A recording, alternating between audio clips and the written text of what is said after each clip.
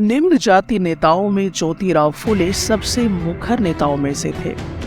1827 में जन्मे ज्योतिराव फुले ने ईसाई प्रचारकों द्वारा खोले गए स्कूलों में शिक्षा पाई थी। बड़े होने पर उन्होंने जाति आधारित समाज में फैले अन्याय के बारे में अपने विचार व्यक्त किए। उन्होंने ब्राह्मणों की इस दावे पर खुलकर हमला बोला कि आर्य होने के कारण वे औरों से श्रेष्ठ हैं। फुले का तर्क था कि आर्य विदेशी थे जो उपमहाद्वीप के बाहर से आए थे और उन्होंने इस मिट्टी के असली वारिसों यानी कि आर्यों के आने से पहले यहाँ रह रहे मूल निवासियों को हराकर उन्हें गुलाम बना लिया था। जब आर्यों ने अपना प्रभुत्व स्थापित कर लिया तो वे पराजित जनता को नीच निम्न जाति वाला मानने लगे। फुले के अनुसार ऊंची जातियों का उनकी जमीन और सत्ता पर कोई अधिकार नहीं है। यह धरती यहाँ के देसी लोगों की कथित निम्न जाति के लोगों की है।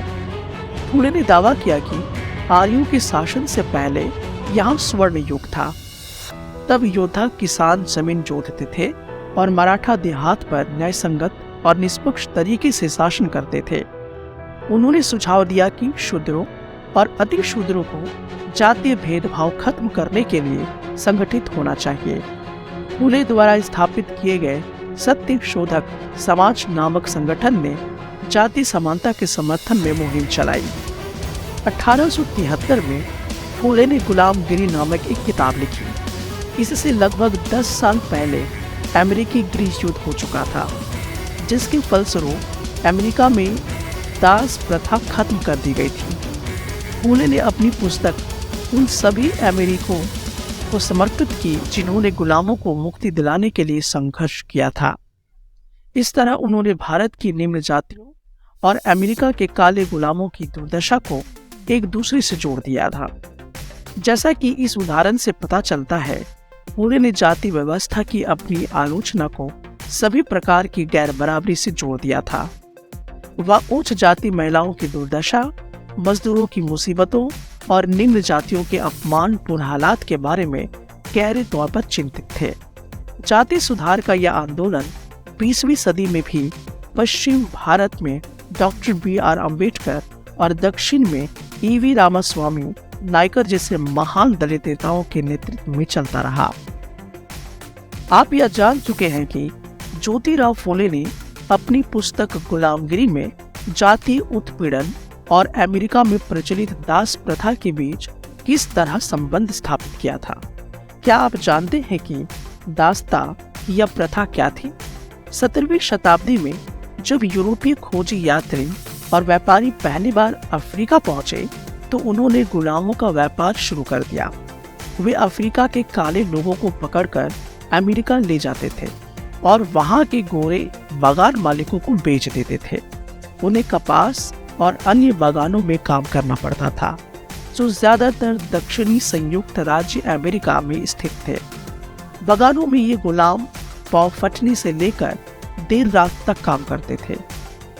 सही ढंग से काम न करने के नाम पर मालिक उन्हें सजा देते थे, कोड़े से पीटते थे और तरह तरह की यातनाएं देते थे। श्वेत और अश्वेत यानी कि गोरे और काले सभी तरह के बहुत सारे लोगों ने संगठित रूप से इस दास प्रथा का विरोध किया। इसी क्रम में उन्होंने 1776 की अमेरिकी क्रांति की भावनाओं का हवाला देते हुए आह्वान किया, अमेरिका वासियों अपने घोषणा पत्र को देखो, क्या तुम्हें अपनी भाषा भी समझ में नहीं आती? गेटिसबर्ग में दिए गए अपने अत्यंत भावप्रवण भाषण में अब्राहम लिंकन ने कहा था कि जिन्होंने दास प्रथा के खिलाफ संघर्ष किया है वे लोकतंत्र के पथ प्रदर्शक हैं। उन्होंने लोगों से आह्वान किया कि वे नस्ली समानता के लिए कदम उठाएं ताकि धरती से जनता के द्वारा जनता के लिए सरकार का नाश न हो। मैं यहाँ और तुम वहाँ। फुले उच्च जाति नेताओं के उपनिवेशवाद विरोधी राष्ट्रवाद के भी आलोचक थे।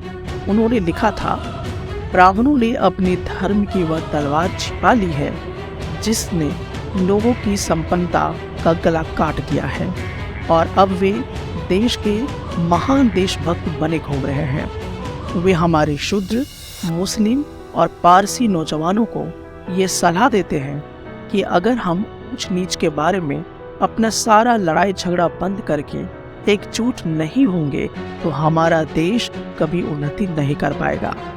यह एकता उन्हीं के फायदे में है, क्योंकि इसके बाद दोबारा यही स्थिति पैदा हो जाएगी, मैं यहाँ और तुम वहाँ।